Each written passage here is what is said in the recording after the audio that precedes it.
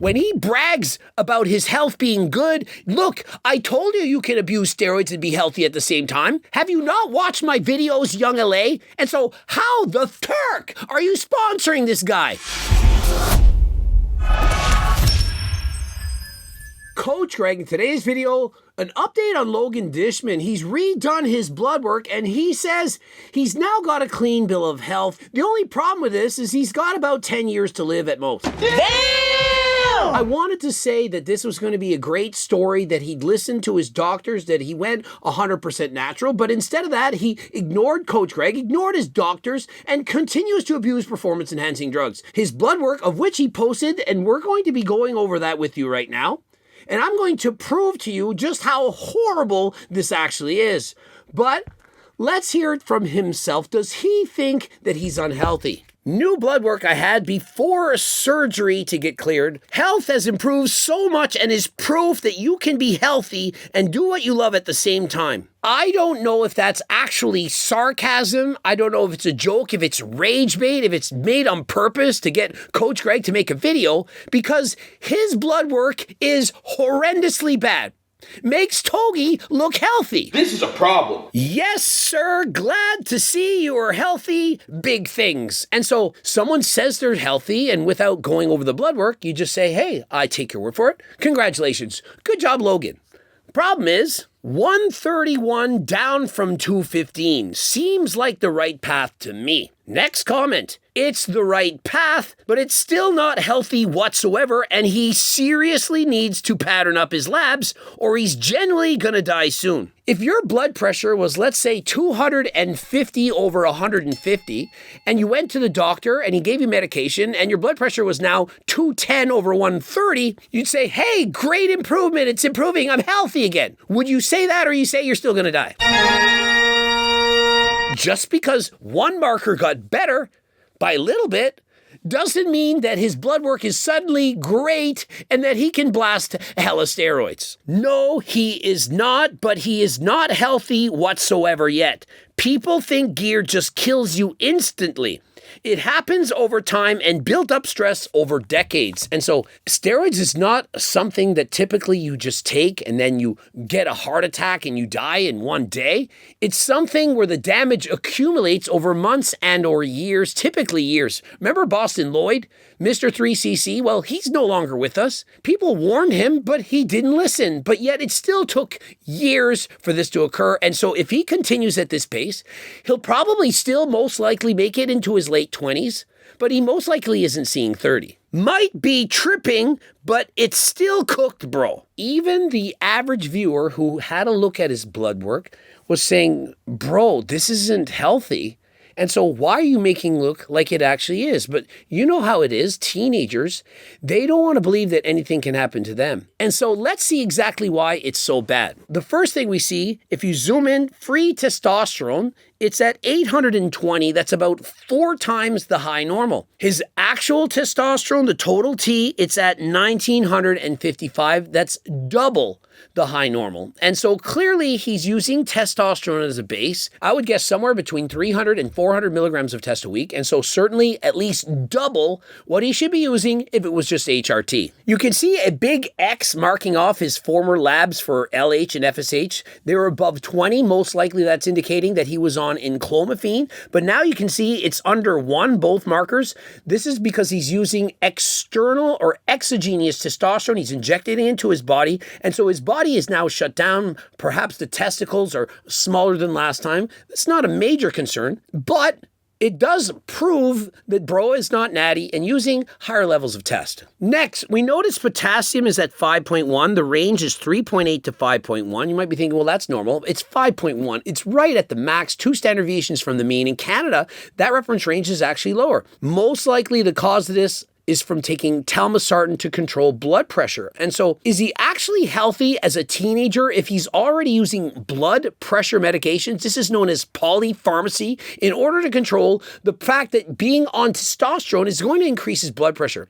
Blood pressure, in my opinion, is the first sign of heart disease, heart problems that are going to happen. And so if you already have high blood pressure and have to use drugs to control it as a teenager, how are you making it into your 30s? Next, AST, both above the reference range. Now remember, I'm on HRT and my liver enzymes are not elevated. And so when you're using injectables, you don't expect it to raise your liver enzymes to this extent. If he was just on injectable testosterone, for example, you wouldn't expect that. But oftentimes when you're using orals, so for example, if you added in Anavar or perhaps D-Bol, any of the different orals, or even SARMs, these can directly affect your liver. And so most likely based on this, he's both using an injectable as well as orals. Not good for your liver, especially for a teenager who's continuously abusing SARMs as well as steroids. Another thing which we notice, or if you examine, is you'll see that the calcium is high, as well as potassium. These are right at the limit, just above the limit, and this is something seen in chronic kidney disease. And so is it possible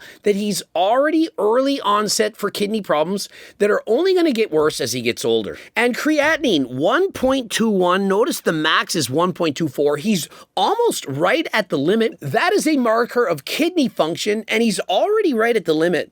Would want to expect him to be a lot lower because as he gets more muscle, gets bigger, continues to abuse steroids, it's only going to go even higher. For those of you saying, yeah, but he's taking creatine, he has more muscle. I was an abusive steroid using competitive IFBB pro, and I've never been above 0.84. He's way higher than Coach Greg while I was abusing Tren and so on. And so to say, oh, it's just creatine, it's just because he's using that. You really think this is going to end well if it's this high as a teenager? If I was him, I would be stopping right now. Next, it's only getting worse. Cholesterol. LDL is 131, which is high, and the HDL, the good cholesterol, it's only 9 single digits. This is bad. The LDL-HDL ratio, it's horrendous. It's over 15, and prior to this, it was at 3.7. You're supposed to be below 5. And so anyone that knows anything about blood work, as soon as they see this, would say, bro, you need to stop. It's not close. It's not maybe. It's not, look at my blood work. It's actually good. It's, I can't believe it's this bad. And so let me break it down to you straight so that you can understand. Independent risk factors for cardiovascular disease. HDL low, bad. LDL high, bad. Triglycerides high, bad. Triglycerides plus HDL low, bad. Triglycerides plus LDL high, bad. All three together, multiply it all together, horribly awful bad. If you actually look at all of this, factor in his age, you're looking at maybe he makes it to 30. Maybe. It's possible. I mean, if he stops right now, obviously it helps him out. He'll probably make it into his 40s, 50s perhaps. But if he doesn't care and he continues to do this, bro ain't making it to 30. Does he think that Boston Lloyd was a one-off, that you can just use performance-enhancing drugs and abuse them? And clearly, based on what we're seeing, he's not just abusing testosterone, he's probably on Tren, he's also using orals, and it's affecting his body entirely. And so what we're seeing essentially here, it's the same thing as an IV drug user. They do it for a couple weeks, couple months. They're still surviving. The blood work looks like this. They're not dead yet. But if they continue to do it, 2, 3, 4, 5 years go down the line. How many are making it 10 years and or more? This is the situation he's under. And remember, it's not like he hasn't had any risk factors in his past. He's already been hospitalized. He already almost died. And what have we seen about people who have already almost died? It oftentimes happens again, case in point, Cali Muscle. Cali Muscle never started taking steroids until he was around 34 years of age. And so imagine had Cali Muscle started at 16, 17. Would you really think he would have made it up into his 40s? What we're seeing here is a guy using drugs at a far earlier age, which reduces his life expectancy by that much. And so anyone that looks at this guy and encourages him, says, I'm proud of you, your blood work has come down, you're doing a good job, you are an enabler. Supplement companies, if you're sponsoring this guy, you're essentially promoting degeneracy. You're promoting somebody who's doing horrible things to your body. And so why would anyone do that? Shame on you, Young LA. Young LA, you're promoting this. He's got 92,000 followers. 92,000 kids, teenagers, are going to look up to this guy and perhaps copy his actions. When he brags about his health being good, look, I told you you can abuse steroids and be healthy at the same time. Have you not watched my videos, Young LA? And so how the Turk are you sponsoring this guy? If we wanted to make an analogy for a female, imagine a female, she sells her body for money and she's 17 years of age. This is worse than that. Would Young LA sponsor a 17-year-old who's selling her body? Probably not, but at least that girl probably going to live into her 40s. What we're promoting is a 17-year-old who's promoting death. How can you have an athlete like that and literally think it's okay? This is horrendously bad. It's even worse because this kid is so young, he doesn't even realize he's going to die far younger than he should. Goblin Gear Company. What are you selling? Steroids? What exactly is that? Goblin Gear. Why would you sponsor him? Is making money worth that much that you will sponsor? What that would be like me saying, hey, everyone, let's all sponsor Peter Attia after releasing the Epstein files. Why would we do that? Imagine, you don't care, you don't have morals, you don't have pride, you're just going to promote degeneracy, you're going to promote all this shit on social media just to make a quick dollar. What else is there? Well, we see his hematocrit, it's in the red, it's above the reference range, so his blood is too thick, and so it's easier to get heart attacks, clot strokes, and so on, but hey, that's not a big deal, right? And so imagine if teenagers didn't look up to, for example, I don't know, Togi, who used steroids when he was young, the Tren twins, Sam Sulik, Chris Bumstead, whoever, even Coach Greg. Perhaps he was watching old Coach Greg videos and said, I want to look like that. And so all of us are somewhat to blame, any of us who have used steroids, whether we've admitted or not, by having larger than life physiques, having more muscle than last time. Some people are going to try to copy and to look like us. And so rather than using steroids, especially when you're a teenager, stop comparing yourself to other people. The first thing you do when you get to your natural genetic limit, remember, you don't need them as a teenager. When you're an adult, Turk Builder Max. Going to help you to build muscle, to have more energy, to train harder than last time, and it's waterproofed. You're not going to be failing any drug tests, and it actually does work. Use natural supplements first before, if ever, you get into steroids. And remember, some people are going to get older, going to do what they're going to do. The lowest dose that makes you happy. I know that many of you are going to say, yeah, but you're a hypocrite, you use steroids. I started in my 30s.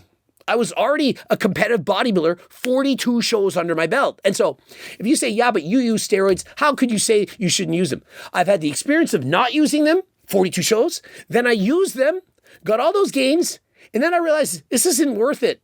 I shouldn't do this anymore. And I stopped. And so who better to explain the pros, the cons, the good, bad, the ugly, than somebody who's been through it all? I regret taking steroids, and Logan Dishman right now, probably no regrets until he has a life-altering event. He goes to the hospital, heart attack, he's on beta blockers, aspirin, blood thinners, the list goes on and on. It says, hey, you can't go to the gym. It's not safe for you. You have to stop lifting weights. Then it's too late. He gets off the steroids, loses all the muscle, loses all the gains, and doesn't even want to go to the gym. And so then he trained with those weights for what? To have a good time for 2 or 3 years as a teenager?